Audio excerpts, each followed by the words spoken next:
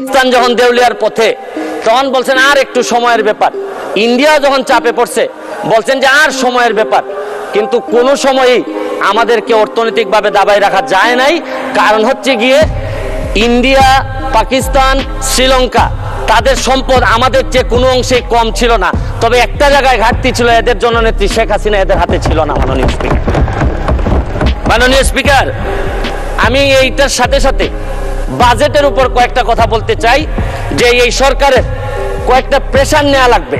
এই প্রেশারটা আমি সাজেশন দিতে চাই মাননীয় স্পিকার। দেখেন, এই বাজেটে ঋণ দিয়ে উন্নয়ন ব্যয় মেটানো হবে।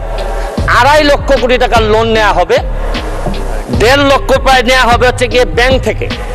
আমি মাননীয় প্রধানমন্ত্রী থাকলে বলতাম যে এমপি হওয়ার পর একটা গাড়ি কিনছি 1 কোটি টাকা দিয়ে, 50 লক্ষ টাকা লোন নিছি সাউথ ইস্ট ব্যাংক থেকে।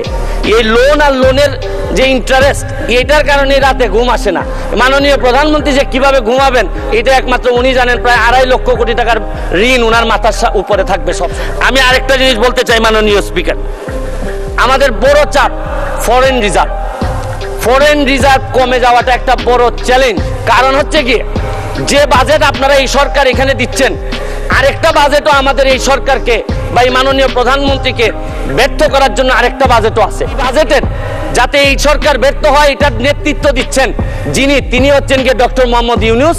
তিনি চাচ্ছেন এবং তার নেতৃত্বে যিনি করতেছেন তার নেতৃত্বে আছে হচ্ছে গিয়ে ডলার। এই ডলার হচ্ছে গিয়ে নেতৃত্বে চাচ্ছে যে আমাদের এই প্রধানমন্ত্রীর এই বাজেট যেন ফেল হোক। আমি আরেকটা জিনিস বলতে চাই, এক্সচেঞ্জ ডেপ্রিসিয়েশন করছেন হচ্ছে গিয়ে রিসেন্টলি আরো 7 টাকা ডলারের সাথে। এক্সচেঞ্জ ডেপ্রিসিয়েশন করার কারণে ব্যালেন্স অফ পেমেন্ট যেটা, এইটা আমার অনেক বেশি ডিফিকাল্ট হয়ে, এইটা একটা বড় প্রেশার। মাননীয় স্পিকার, স্মৃতি আপনি জানেন যে টাকার দাম কমে যাচ্ছে, কমে গিয়ে % হয়েছে এই গত 20 মাস ধরে। আপনাদের কাছে তো মাত্র একটা সংখ্যা 9.5%, কিন্তু ফিক্সড ইনকাম যারা করে, যারা নির্দিষ্ট বেতনে চলে, তারা জানে যে মুদ্রাস্ফীতি এই পর্যায়ে 9.5% দিয়ে সংসার চালানো কতটা কঠিন। এটা একটা বড় চ্যালেঞ্জ মাননীয় স্পিকার। আপনি দেখেন টাকা পাচার এই সরকারের বড় একটা সমস্যা। টাকা পাচার ঠেকানো যাচ্ছে না। আপনি দুর্নীতি করলে তো অর্থনীতিতে নিয়ে আসা যায়, টাকা পাচার হয়ে গেলে যে দেশে যায় এই দেশের অর্থনীতির বাজেট হয়ে যায়। আরে আমরা বঙ্গবন্ধুর খুনিদের আনতে পারি না, আর টাকা পাচার করে এই টাকা ফেরত আনবো কিভাবে? এইটা একটা বড় সমস্যা।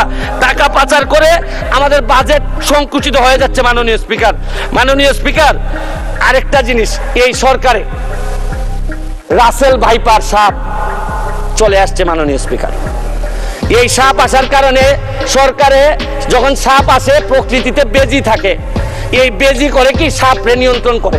কিন্তু এই সরকারে দেখা যাচ্ছে রাসেল ভাইপার আছে কিন্তু বেজি ওই পরিমাণ নাই যে এই সাপরে ধরবে। মাননীয় স্পিকার, দেখেন এই আমাদের প্রতিষ্ঠানগুলা কত দুর্বল হয়ে গেছে। আমাদের প্রতিষ্ঠান, একজন ভদ্রলোককে দুদক ধরতে পারে নাই, একজন ভদ্রলোককে এনবিআর ধরতে পারে নাই, বাংলাদেশ ফাইন্যান্সিয়াল ইন্টেলিজেন্স ইউনিট ধরতে পারে নাই। আর এনবিআর এর মতিউর রহমানকে ধরলে একটা ছাগল ছাড়াই এই লোককে তো আপনি আনতেই পারতেন না। ছাগলের কাণ্ড হওয়ার কারণে বেনজির কাণ্ড, মাননীয় সাবেক আইজিপি উনি এত বড় হয়ে গেলেন, মন্ত্রণালয় জানলো না, মাননীয় স্বরাষ্ট্রমন্ত্রী জানলেন না। এই বাচ্চাটা এত বড় হয়ে গেল, আর কিছুদিন সুযোগ পাইলে পুরা গোপালগঞ্জ কিনে ফেলতেন এই বেনজির সাহেব। তারপরে এইটার দায় এই মন্ত্রণালয় এড়াইতে পারে না মাননীয় স্পিকার। এখন আপনারা কালো টাকা সাদা করবেন, আমার কোনো অসুবিধা নাই। যদি মনে করেন টাকা রয়ে গেছে, কিছু টাকা জমানো বা বিভিন্ন অলস টাকা রয়ে গেছে, এইটারে সাদা করবেন, কোনো অসুবিধা নাই। কিন্তু এই সাদা করার মধ্য দিয়া বেনজির আর মতিউরের টাকাও যদি সাদা হয়ে যায়, আর এদের ভবিষ্যৎ প্রজন্ম উত্তরাধিকার, আদর্শের উত্তরাধিকার যারা, এদের টাকাও যদি সাদা হয়, তাহলে এই আমি বলতে চাই যে আমি যত বরাদ্দ এই পর্যন্ত পাইছি, আমি হচ্ছে কি এমপি হিসাবে ট্রাস্টি। এই টাকা জনগণের জানার অধিকার আছে। আমি ফেসবুকে দিয়েছি, হয়তো প্রকল্পের জায়গায় টাকা বলছি, কিন্তু টাকার মধ্যে কোনো ব্যবধান ছিল না।